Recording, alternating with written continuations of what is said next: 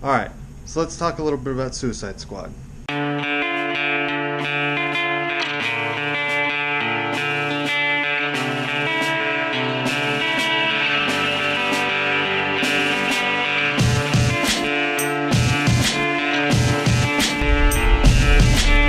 Alright, so I just decided that I'm gonna go see Suicide Squad and do a movie review for it. It is 9:54 right now. Suicide Squad starts at 10. So I'm gonna be a little late, but I think it'll be okay. Alright, just finished the movie. Initial impression, it was much better than I expected it to be. I really expected to hate that movie. But honestly, not too bad. We'll get into it a little deeper here in just a second. First, I have lunch. Alright, let's talk a little bit about Suicide Squad.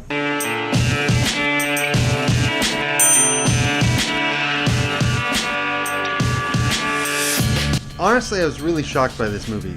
I went in expecting to hate it, and it changed my mind. It really did. It was well shot, very well acted. The story was decent, but we'll talk about that a little more in just a second. And the characters were well written, which is really hard to do when taking comic book characters and writing them into a movie. Alright, first let's talk about the technical side a little bit. Now, the color throughout this entire movie was awesome. There were a few times where the color did seem out of place.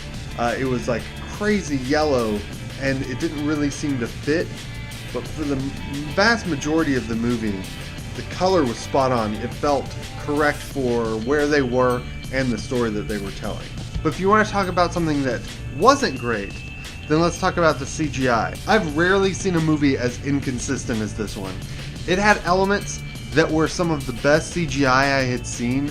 There's a shot where Enchantress first takes over the host's body and she puts her hand on the desk and the Enchantress's hand comes up from underneath and then spins around and takes her over, and it looks phenomenal. It's amazing. I have just begun.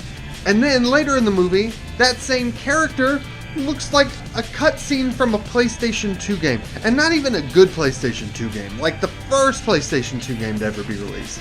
It was laughable. It genuinely ripped me out of the movie. It was so bad. And the actress did a good job, but they just filmed her doing it and then went and put a CGI version of her doing it.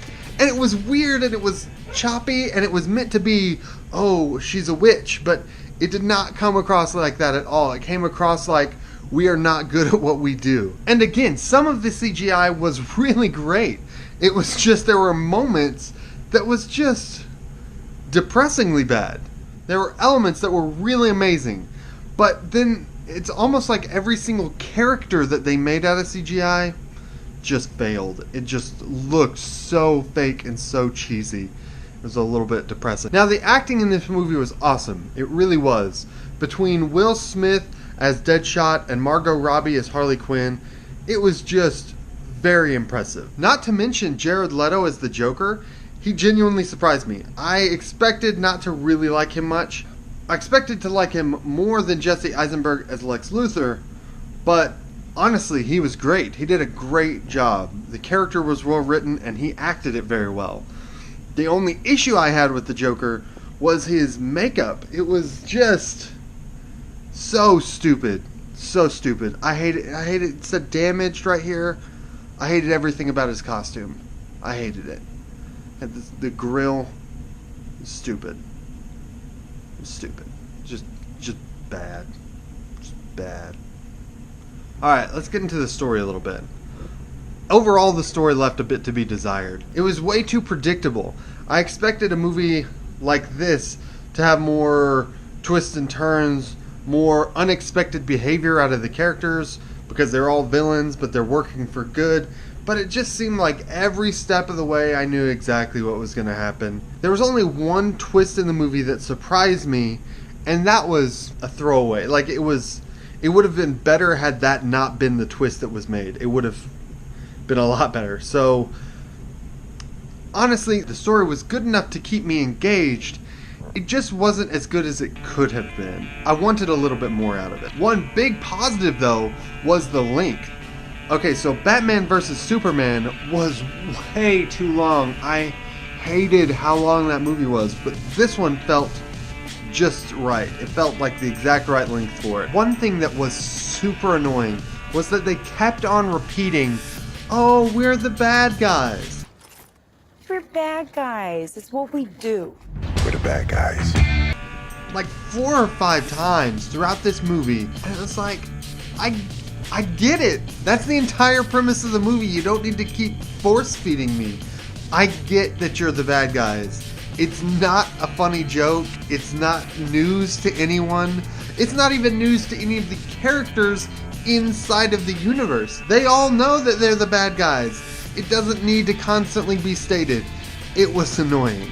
Another issue that this movie did have was it had so many brand new characters that it chose to do backstory for. So the way they did the backstory was beautifully and creatively shot, but we still had to watch backstory for 6+ brand new characters, and it was crammed full of exposition. It would have been way cooler to not get anyone's backstory, or maybe just get one person's backstory, and then maybe you find out a little bit more along the way, and you're like, oh my gosh, I didn't even know that. Oh my gosh, that guy's carrying around a pink unicorn. Why is he doing that?